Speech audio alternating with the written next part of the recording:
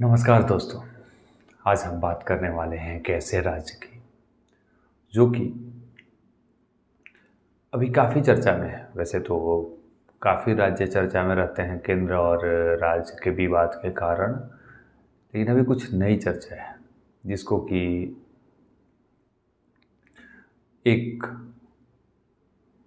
एक तरीके से बोला जा सकता है कि सारे विकास के कार्य रुक चुके हैं, क्योंकि घोषणा चुनावी घोषणा के कारण उनको कुछ ऐसे फैसले लेने पड़े जिससे कि राज्य की जनता, वहाँ के विकास सभी पे असर पड़ रहा है।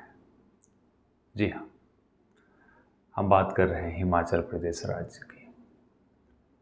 वहाँ की अभी की तत्कालीन घटना हो रही है लगातार। आप सुन भी रहे होंगे सरकार गठन के बाद से ही कि सरकार के पास फंड नहीं है, पैसे नहीं, लोगों को पेमेंट देने के लिए, विकास कार्यों को करने के लिए, और इससे राज्य का बहुत बड़ा नुकसान हो रहा है। केंद्र से और ज़्यादा पैसे डिमांड किए जा रहे हैं और बोला जा रहा है कि हमें उस वादों को फुलफिल करने के लिए और पैसे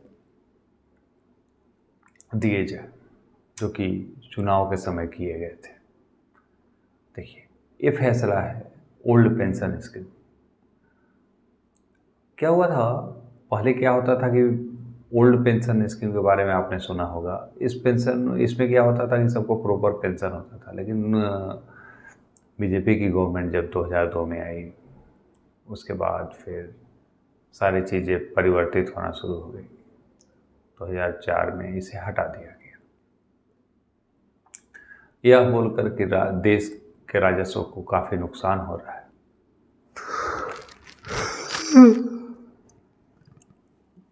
सॉरी, रात के 2:15 बज रहे हैं और नींद आ रही है। तो क्या हुआ कि राज्य सरकार और डिमांड करती है, लेकिन वो भरण पोषण नहीं हो पाती है।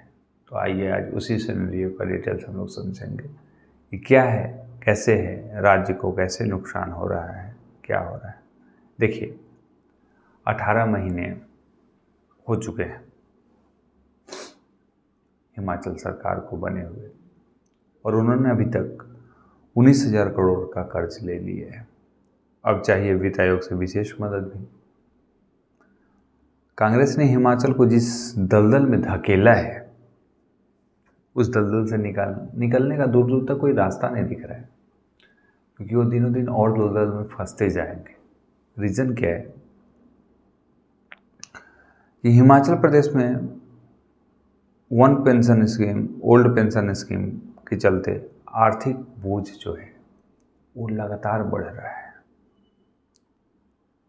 और यह एक प्रेस कॉन्फ्रेंस में वहाँ हिमाचल की कांग्रेस सरकार ने खुद से स्वीकार भी किया कि हाँ, हम बहुत सारे मुश्किलों का सामना कर रहे हैं, हमें मदद चाहिए।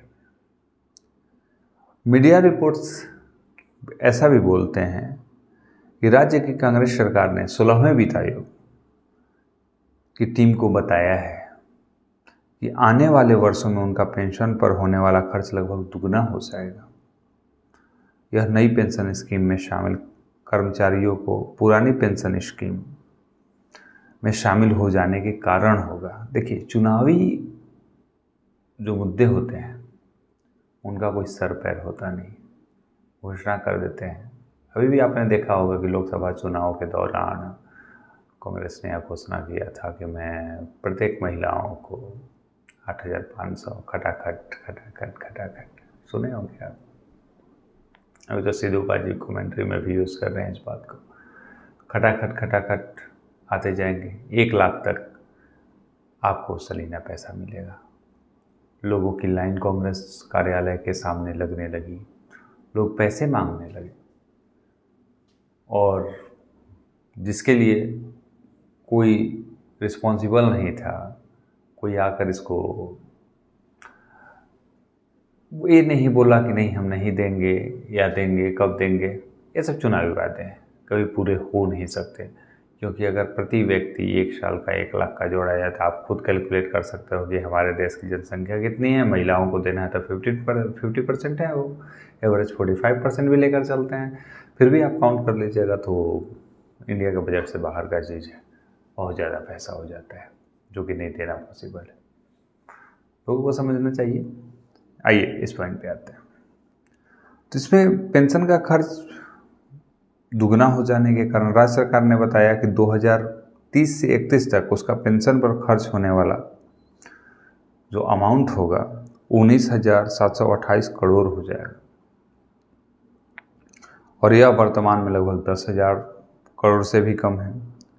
वित्त वर्ष 26-27 से 2030-31 के बीच कुल 90,000 करोड़ का खर्चा हिमाचल प्रदेश को पेंशन पर ही करना होगा। 90,000 करोड़ का जो पैसा होगा वो सिर्फ पेंशन में जाएगा, यानी कि राज्य सरकार के पास विकास करने का पैसा कहाँ से होगा। कांग्रेस के ओपीएस के वादे से राज्य के अन्य विकास कार्यों के बजट में कटौती की आशंका है, यानी कि जो अन्य विकास कार्य हो रहे हैं उनको डिस्कनेक्ट किया जाएगा और वोट के लिए पेंशन दिया जाएगा। ये तो कितना सही लगता है, आप खुद सोच सकते हो, आपके विवेक पे है। उसके बाद ऐसा इसलिए है क्योंकि राज्य के बजट में पहले पेंशन का हिस्सा मात्र 13% था, जो कि ओपीएस के बाद बढ़कर 17% हो जाएगा। पुरानी पेंशन के कारण होने वाले यह खर्च राज्य सरकार के कर्मचारियों को दी जाने वाली तनख्वाह पर खर्च के लगभग बराबर होगा। मीन सोचिए कि 90,000 करोड़ रुपए लोगों को तनख्वाह मिलता है और उतना ही पेंशन भी होगा, तो राज्य का विकास कहाँ से हो पाएगा। 2026 एवं 27 में राज्य सरकार अपने कर्मचारियों को 20,639 करोड़ तनख्वाह देगी और 26-27 में दी जाने वाली पेंशन की धनराशि 16,728 करोड़ होगी। राज्य में पेंशन पाने वालों की संख्या भी आने वाले सालों में नौकरी कर रहे कर्मचारियों से ज़्यादा हो जाने की भी उम्मीद है, यानी और ज़्यादा बढ़ेगी। यह भी बात सामने आई है कि 2030-31 तक राज्य में 2.38 मतलब 2,38,000 पेंशनर हो जाएंगे। यह संख्या आने वाले समय में राज्य कर्मचारियों से भी अधिक होगी, क्योंकि औसतन हर वर्ष 10,000 कर्मचारी रिटायर हो रहे हैं। इसकी तुलना में नए कर्मचारी भर्ती नहीं हो रहे हैं, यानी कि हमारा ज़्यादा से ज़्यादा पैसा वैसे लोगों पे जाएगा जो कि रिटायर हो चुके हैं और राज्य के विकास कार्यों में किसी भी तरीके से सम्मिलित नहीं होंगे। हिमाचल प्रदेश को 2026-27 से 2030-31 के बीच तनख्वाह और पेंशन पर कुल मिलाकर 2,11,000 लाख करोड़ खर्च करने पड़ेंगे। राज्य सरकार की आर्थिक स्थिति को देखते हुए यह अनुमान लगाया गया है कि वह इस बोझ को अकेले सहन नहीं कर पाएगी। इसके लिए उसे विशेष मदद की जरूरत होगी, यानी केंद्र सरकार ही विशेष मदद देगी या तो वो कहीं से लोन लेंगे। कांग्रेस ने 2022 के हिमाचल प्रदेश विधानसभा चुनाव में जोर शोर से पुरानी पेंशन स्कीम का वादा किया था और इसे राजनीतिक हथियार भी बनाया था। हालांकि अब इसके दुष्परिणाम भी सामने आने लगे। आर्थिक बोझ के कारण राज्य की अर्थव्यवस्था जो है वो चरमराने लगी है। कांग्रेस ने सरकार ने 19,000 करोड़ का कर्ज ओपीएस के कारण हिमाचल प्रदेश पर पड़ने वाले आर्थिक बोझ के बीच राज्य के मुख्यमंत्री सुखविंदर सिंह सुक्खू ने 16वें वित्त आयोग से मदद की भी मांग की। उन्होंने कहा कि राज्य को विकास के लिए आर्थिक विशेष पैकेज दिया जाए, विशेष पैकेज चाहिए। चुनावी वादे कोई और करे और उसकी भरपाई कोई और करे। इन सब के बीच कांग्रेस सरकार का धुआंधार तरीके से कर्ज लेने का मुद्दा भी जोर पकड़ रहा है। हिमाचल प्रदेश पर वर्तमान में 88,000 करोड़ से भी अधिक का कर्ज है। सोचिए, कांग्रेस सरकार बीते 1.5 वर्ष में ही लगभग 19,000 करोड़ का कर्ज अपने ऊपर चढ़वा लिया है। मतलब सरकार आई और 19,000 करोड़ का कर्ज हो गया। सोचने वाली बात है, 1.5 वर्ष में सिर्फ। राज्य के मुख्यमंत्री सुखविंदर सिंह सुक्खू ने माना है कि उनके राज्य को कर्ज चुकाने के लिए ही नया कर्ज लेना पड़ रहा है। मतलब पुराने कर्जों को चुकाने के लिए ही नए कर्ज लेकर चुकाएंगे। मीन्स जैसे आप इसे समझ सकते हो कि पाकिस्तान कैसे लेता है, सारे दुनिया से उसने लोन ले रखा है। वो चाइना से लेता है, कभी सऊदी अरब से लेता है, कभी अमेरिका से लेता है, और वो किस चीज़ में जाता है? इंटरेस्ट को देने में जाता है। तो वही चीज़ में इनका भी जा रहा है।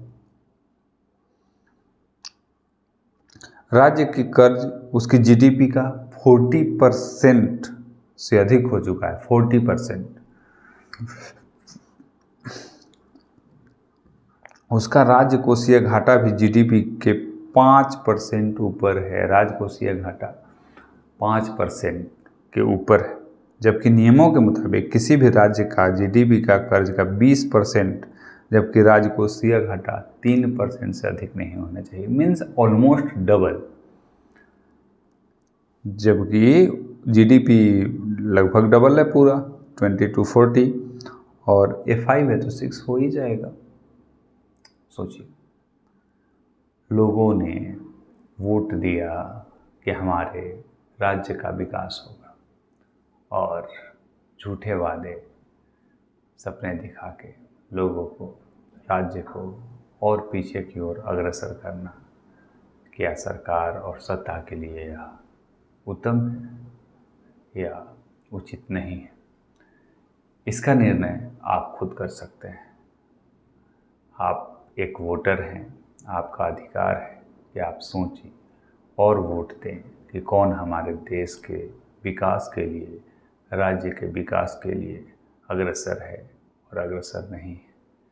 कहने को तो सारी राजनीतिक पार्टियां यही कहती हैं कि हम आपके साथ हैं, लेकिन कौन कितना साथ है और कौन कितना अलग है, कौन आपकी सोचता है, कौन आपकी नहीं सोचता है, ये आपसे बेहतर कोई नहीं जानता है।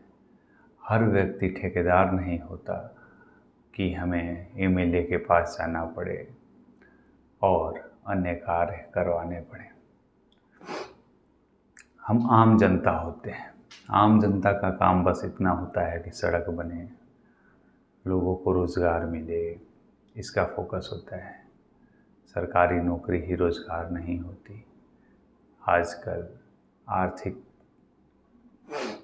गैप इतना आ रहा है लोगों के बीच में, अमीर अमीर होता जा रहा है, गरीब गरीब होता जा रहा है, और हम इस जनरेशन में हैं जिसमें कि उम्र निकल जाती है और बहालियाँ नहीं निकलती।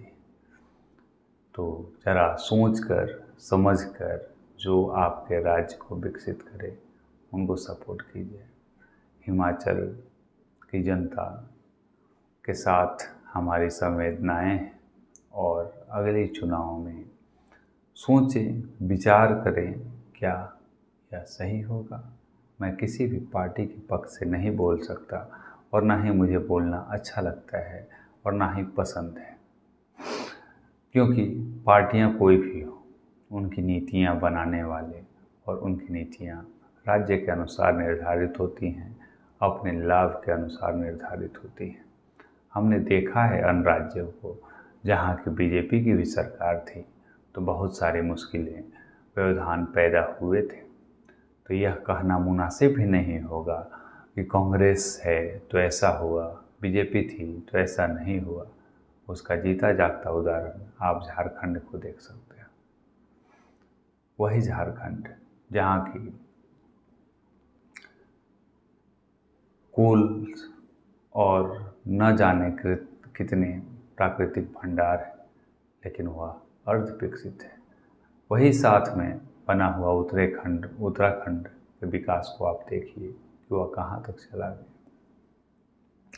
वही साथ में बना हुआ छत्तीसगढ़ कहाँ चला गया, क्योंकि शुरुआत से एक कड़वी सच्चाई है, लेकिन सच है कि झारखंड में सबसे ज़्यादा वक्त तक शासन में हमेशा बीजेपी ही रही, फिर भी विकास नहीं हो पाया।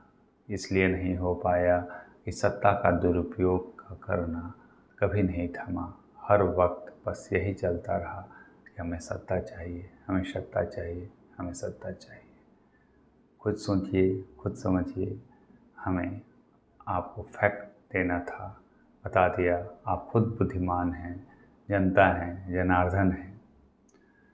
इसलिए सावधान रहिए, सतर्क रहिए और सोचते रहिए।